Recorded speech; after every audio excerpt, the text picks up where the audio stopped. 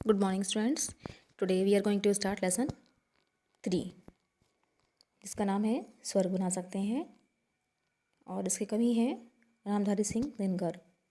श्री रामधारी सिंह दिनकर का जन्म 30 सितंबर 1908 को बिहार के मुंगेर जिले के सिमरिया गांव में एक कृषक परिवार में हुआ। 2 वर्ष की अल्पायु में ही इनके पिता का निधन हो गया था। मैट्रिक की परीक्षा में सर्वाधिक अंक प्राप्त करने पर इन्हें भूदेव स्वर्ण पदक मिला था। बीए ऑनर्स की परीक्षा प्राप्त करने के बाद इन्होंने अध्यापक का कार्य किया।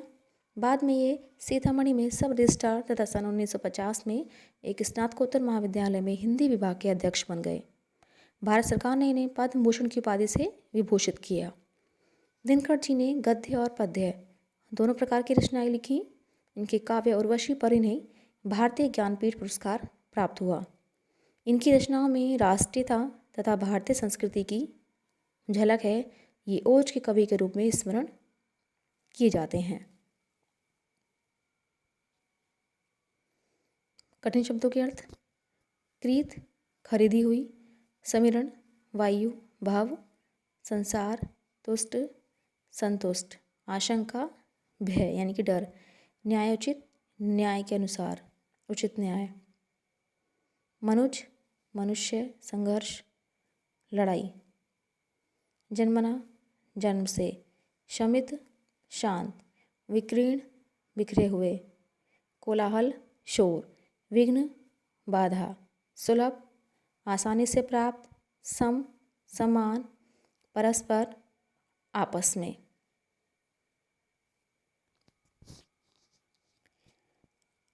राष्ट्रकवि रामधारी सिंह दिनकर जी द्वारा लिखित इन पंक्तियों में जो भीष्म पितामह हैं वो युधिष्ठिर को उपदेश देते हुए कहते हैं कि धर्मराज यह भूमि किसी की नहीं, कृत है दासी, है जन्मना समान परस्पर इसके सभी निवासी।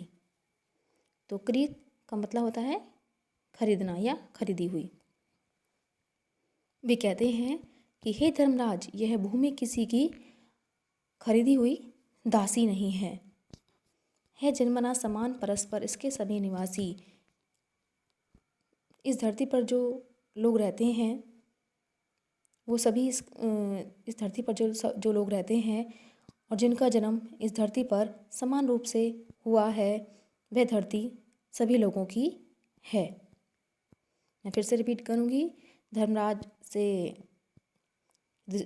युधिष्ठिर से भीष्म पितामह कहते हैं कि हे धर्मराज, यह जो भूमि है ये किसी की खरीदी हुई दासी नहीं है, यह तो यहाँ जन्म लेने वाले सभी लोगों की है। इस पृथ्वी पर सभी लोगों का जो जन्म समान रूप से हुआ है, इसलिए इस पृथ्वी पर जन्म लेने वाले सभी लोग समान हैं।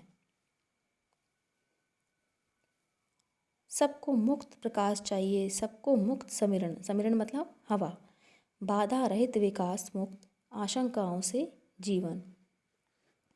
वे आगे कहते हैं कि सबको मुक्त प्रकाश चाहिए, कि उन सभी को यानी कि जो इस पृथ्वी पर रहते हैं उन सभी को प्रकृति के तत्वों को समान रूप से मिलना चाहिए। यानी कि इस धरती पर जो प्रकृति के जो तत्व हैं, चाहे वह सूर्य है, चाहे वह हवा है, चाहे वह प्रकाश है, यानी कि कोई भी तत्व सभी को समान रूप से मिलना चाहिए जिस पर उसका अधिकार है। सबको मुक्त समीरण, सबको मुक्त रूप में हवा चाहिए। बाधा रहित विकास, और उनके विकास में किसी प्रकार की कोई भी बाधा नहीं आनी चाहिए। आशंकाओं से जीवन, यानी कि वे आगे कहते हैं कि उन्हें किसी प्रकार की चिंता या आशंका या भय का सामना न करना पड़े और उनका जो जीवन है वो आशंका से रहित होना चाहिए। इसलिए इस धरती पर आकाश, धूप और हवा सबके लिए है और सबका इन पर समान रूप से अधिकार है।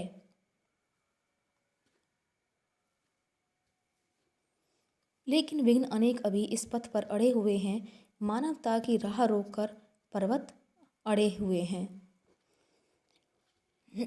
वे आगे कहते हैं कि धरती, आकाश, धूप, इन सब के प्रत्येक व्यक्ति का समान रूप से अधिकार है। सभी को बाधा रहित विकास करने का अधिकार है, लेकिन फिर भी अभी इनके विकास में अनेक प्रकार की बाधाएं आकर खड़ी हुई हैं। मानवता की राह रोककर पर्वत अड़े खड़े हैं, यानी कि मनुष्य के मार्ग में अनेक प्रकार की समस्याएं हैं, कठिनाइयां हैं, मुसीबतें हैं। इन सभी के कारण ही मनुष्य का पूर्ण रूप से विकास नहीं हो पाया है।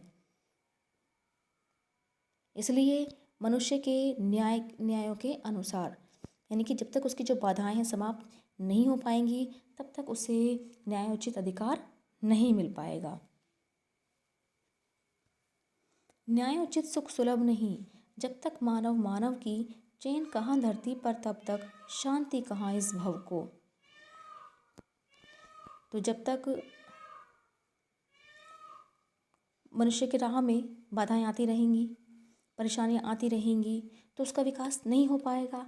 तो उसके विकास के लिए आवश्यक है कि उसको न्यायों के अनुसार, यानी कि जब तक न्याय के अनुसार उनके अधिकारों को स्वीकार नहीं किया जाएगा और जब तक उन्हें भी अधिकार नहीं मिल जाएंगे, जब तक मनुष्य को इस धरती पर शांति नहीं मिल सकती।